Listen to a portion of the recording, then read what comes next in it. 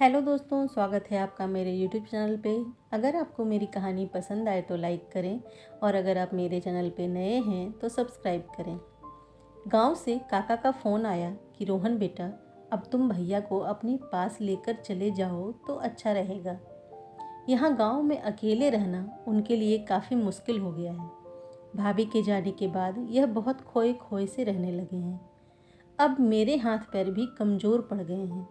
तुम्हारी काकी की तबीयत भी ठीक नहीं रहती है।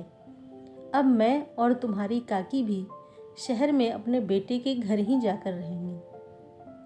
तब रोहन बोला, आप सही कह रहे हैं काका, लेकिन पापा किसी की भी नहीं सुनते।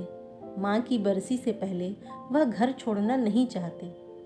मैं भी अपनी नौकरी की वजह से 2-4 महीने में एक चक्कर ही लगा पाता हूँ। बच्चों का स्कूल है, इस वजह से खुशबू भी नहीं जा पाती। कल से बच्चों की गर्मी की छुट्टियां पड़ रही हैं। हम सब वहां आएंगे और पापा को मना कर अपने साथ ले आएंगे। इसी बीच माँ की बरसी भी हो जाएगी। आप थे, इस वजह से हम लोग बेफिक्र थे, लेकिन इस बार मैं पापा को अपने साथ लेकर ही आऊँगा। आप चिंता न करें। अगले दिन बच्चों की छुट्टी होते ही ऑफिस से 10 दिन की छुट्टी लेकर रोहन अपने पापा के पास गांव में जाता है।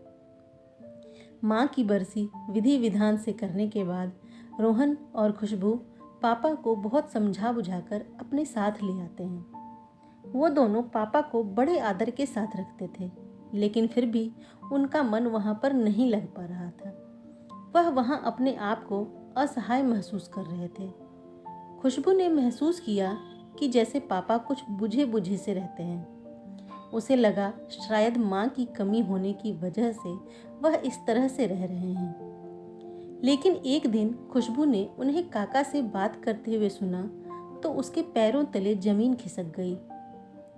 वह बोल रहे थे कि अब बाकी की उम्र बच्चों के सहारे ही काटनी है। मैं नहीं चाहता कि मेरी वजह से इन्हें कोई परेशानी हो, इसलिए मैं इनसे किसी चीज़ की मांग नहीं करता। जो दे देते हैं मैं वही खा लेता हूँ। मेरे बच्चे मेरा बहुत ख्याल रखते हैं, लेकिन जब मैं अस्थायी रूप से यहाँ पर रहूँगा तो कहीं मैं इन पर बोझ न बन जाऊँ। मैंने अपने बहुत सारे दोस्तों से सुना है कि गांव से शहर जाने पर उनके बच्चे उनके साथ अच्छा व्यवहार नहीं करते और कुछ दिन बाद ही उनसे काम कराना शुरू कर देते हैं, ढंग से खाना भी नहीं देते और तो और कुछ दिन बाद वृद्ध आश्रम में भी छोड़ आते हैं। मेरी तो पेंशन भी नहीं आती है। मैं तो पूरी तरह से लाचार हूँ। इस उम्र का नहीं पता कि कितनी लंबी है, इसलिए मैं चाहता हूँ कि तुम्हारी भाभी मुझे भी जल्दी से अपने पास बुला ले। वह खुद तो चली गई और मुझे छोड़ गई। अपने ससुर जी की बात सुनकर खुशबू की आंखों में आंसू आ गए। उसे उनकी परेशानी समझ में आ गई थी। उसने रोहन को सारी बात बताई। रोहन भी अपने पिता की बातें सुनकर रोने लगा और खुशबू से बोला, हमें पापा के मन से यह डर निकालना पड़ेगा, जिससे पापा को हमारे साथ रहने में कोई परेशानी ना हो।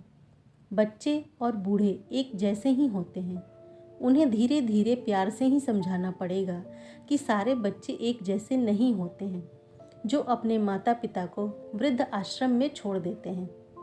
खुशबू रोहन के साथ ससुर जी के कमरे में जाती है तो वह उठकर बैठ जाते हैं। रोहन अपने पापा का हाथ अपने हाथों में लेकर कहता है, पापा, आप हमारे लिए कभी बोझ नहीं हो सकते। क्या आपको अपनी परवरिश पर विश्वास नहीं है? मैंने बचपन से आपको और माँ को दादी दादाजी की सेवा करते देखा है, जिनके बदले में आप उनसे ढेर सारा आशीर्वाद पाते थे। मेरे अंदर आपके दिए हुए संस्कार हैं। आपने कैसे सोच लिया कि आप अपने बेटे की घर में रह रहे हैं? यह घर आपका है और हम आपके साथ रहना चाहते हैं। एक दिन तो इस उम्र में सभी को आना है और जो जैसा व्यवहार करेगा उसे वैसा ही अपने बच्चों से मिलेगा। आपके कमरे की अलमारी में ही आपका वह डब्बा रखा है जिसमें आपके पैसे रहते थे। हम गांव से इसे लेकर आए हैं।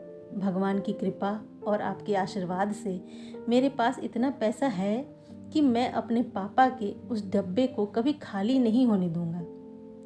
आपका जैसा मन हो, जितना मन हो, पैसे खर्च करें। पापा अपने बेटे के गले से लगकर फूट फूट कर रोने लगते हैं और उनकी बहू खुशबू नम आंखों से यही सोच रही थी कि अच्छा हुआ कि हमने पापा के मन की बात जान ली। अगर मैंने उस दिन फ़ोन पर उनकी की हुई बातचीत नहीं सुनती तो पता ही नहीं चलता कि पापा क्या सोचते हैं, क्यों परेशान हैं, और वह अंदर ही अंदर घुटते रह जाते।